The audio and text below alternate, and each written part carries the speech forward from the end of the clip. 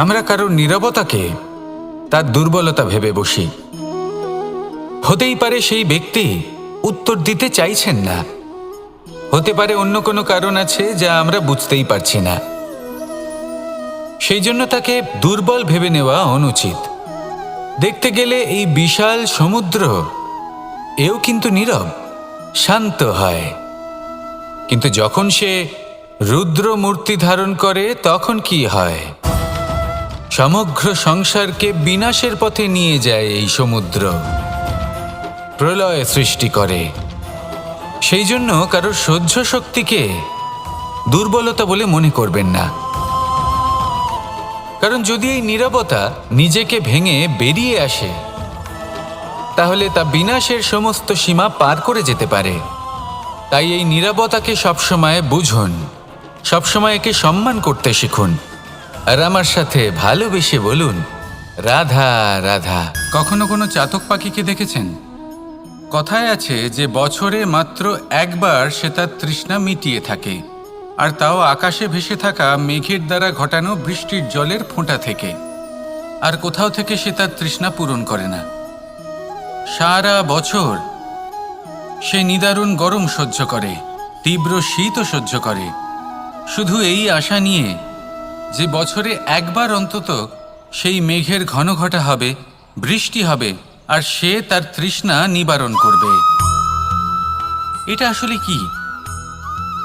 এটা আসলে বিশ্বাস। সেই বিশ্বাস যে বছরে একবার সেই মেঘ আসবে তৃষ্ণা নিবারণ করতে। যেমন দেখুন, একটা সূর্যমুখী ফুল সারা রাত অন্ধকারের সাথে যুদ্ধ করে, কারণ তার বিশ্বাস যে ভোরবেলায় সূর্য তাকে অবশ্যই দর্শন দেবেন।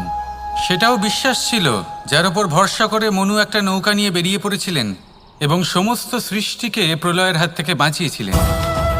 সেটাও ছিল ভালোবাসার প্রতি বিশ্বাস, যার উপর ভরসা করে বানর এবং ভাল্লুক সেনা নিয়ে শ্রীরাম আক্রমণ করেছিলেন সমস্ত বরদানপ্রাপ্ত অসুরগণ এবং রাক্ষসগণের লঙ্কায় এবং জয়লাভ করেছিলেন। এই বিশ্বাসই হলো এই বিশ্বের আশা। বিশ্বাস রাখুন যে আপনি হলেন সর্বশ্রেষ্ঠ এবং শুধুই নিজের কর্ম করতে থাকুন। এই বিশ্বাসের আশাই আপনাকে প্রতি মুহূর্তে বল প্রদান করবে। এ হলো আমার বিশ্বাস। আসুন আর আমার সাথে ভালোবেসে বলুন, রাধা রাধা। যোগাসন। যোগাসনে আসন অত্যন্ত গুরুত্বপূর্ণ। এবার আমি বলবো সবথেকে শ্রেষ্ঠ আসন কোনটি। আশ্বাস। নিজেকে আশ্বস্ত করতে থাকুন যে আমি আছি, সব ঠিক হবে, যা হচ্ছে ভালোর জন্য হচ্ছে। এই আশ্বাস আপনাকে জীবনে এমন ধন্যাত্মক বিশ্বাস দেবে যে আপনি বড় বড় সমস্যার সমাধান করতে পারবেন। এবার যদি কথা বলি সবথেকে কঠিন সময়ের, তাহলে সেটা হলো বিচ্ছেদের।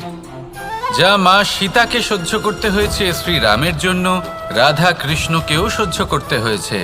যে ব্যক্তি বিচ্ছেদের সময় সঠিক পথে চলে এসেছে, সে জীবনে অনেক শ্রেষ্ঠ স্থানে অবশ্যই পৌঁছতে পারবে। এবার যদি কথা বলি সবথেকে জরুরি এবং গুরুত্বপূর্ণ সময়ের, তাহলে সেটা হলো সংযোগ। সকলকে সাহায্য করতে থাকুন। আপনি অন্যদের সাহায্য করে তাদের যত আনন্দ দিতে পারবেন, ততটাই আনন্দ আপনারও জীবনে অবশ্যই আসবে। আসুন আর আমার সাথে ভালোবেসে বলুন, রাধা রাধা।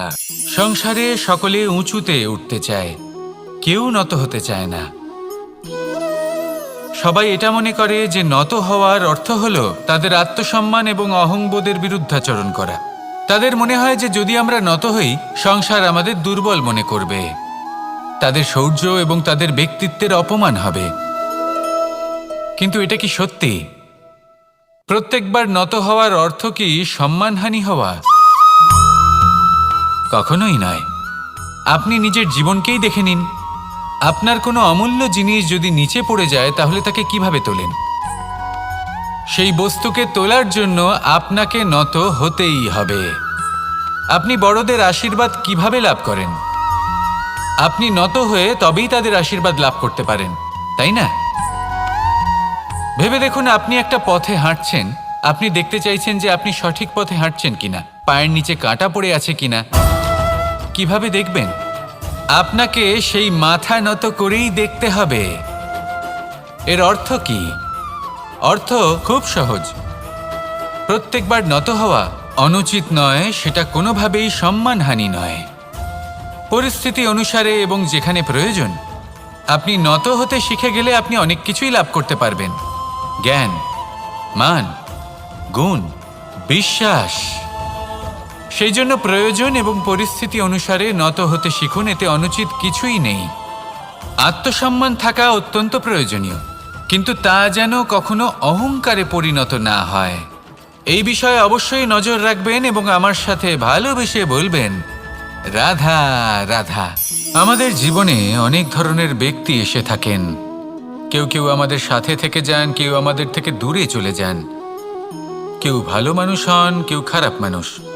কিন্তু আমরা সবসময় সেই সময়টাকে নিয়ে দুঃখ প্রকাশ করি যখন আমাদের জীবনে কোনো খারাপ ব্যক্তি প্রবেশ করেন।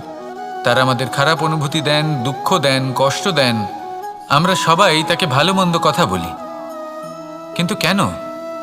এমন বিভিন্ন ধরনের মানুষ, খারাপ মানুষ, ভালো মানুষ সবার জীবনেই আসেন এবং সকলকেই একটা অমূল্য শিক্ষা দান করে যান। এবার আপনি নিজেই ভেবে দেখুন, জীবনে যখন প্রথমবার আপনি আগুন স্পর্শ করেছিলেন তখন আপনি একটা শিক্ষা লাভ করেছিলেন যে আমাকে আগুনের থেকে একটু দূরে থাকতে হবে। তারপর আস্তে আস্তে আপনি শিখলেন যে কিভাবে এই আগুনকে নিয়ন্ত্রণে রাখতে হবে।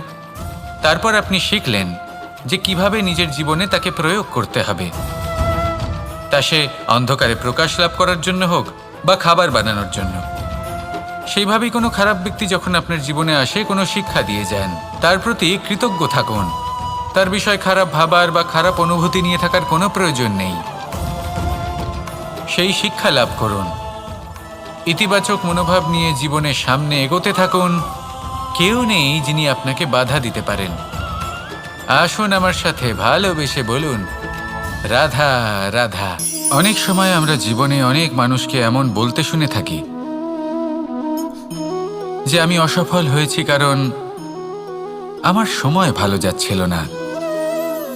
আমি এই জিনিসটা লাভ করতে চাইছিলাম কিন্তু করতে পারলাম না কারণ আমার সময়টা ভালো যাচ্ছিল না। আমি আমার জীবনে ওই মহান কাজটা করতে চাইছিলাম কিন্তু করতে পারলাম না। কেন? কারণ আমার সময়টা ভালো যাচ্ছিল না। কিন্তু যে মুহূর্তে ভালো সময় আমার জীবনে আসবে আমি সব কিছু প্রাপ্ত করব। এমন প্রায় প্রত্যেকেই বলেন। আসুন একটা কথা বোঝা যাক। একজন মালিকে দেখুন, সে প্রত্যেক দিন গাছের সেবা করে, তাকে জল দেয়, তার যত্ন আত্তি করে। কেন? প্রত্যেক দিন সেই গাছ ফল দেয় না। সঠিক সময় এলে তবেই সেই গাছ ফল দেয়, কিন্তু প্রত্যেক দিন মালি তার সেবা করে, তাকে যত্ন করে। শুধুমাত্র তখন করে না যখন সেই গাছ ফল দিতে সক্ষম। আর যদি মালি গাছের যত্ন প্রতিদিন না করে তাহলে হয়তো সেই গাছ ফল দিতেই পারবে না। এটাই হলো আমাদের জন্য একটা শিক্ষা। যখন সময় আমাদের জন্য অপেক্ষা করে না তখন আপনি সময়ের জন্য কেন অপেক্ষা করছেন? ভালো সময়ের জন্য অপেক্ষা করবেন না। ভালো এবং শুভ কর্ম দ্বারা ভালো সময়কে নিজের কাছে টেনে আনুন। নিরন্তর কর্ম করুন, পরিশ্রম করতে থাকুন। শুভ সময় আপনা থেকেই আপনার কাছে আসবে। আসুন আমার সাথে ভালোবেসে বলুন, রাধা রাধা।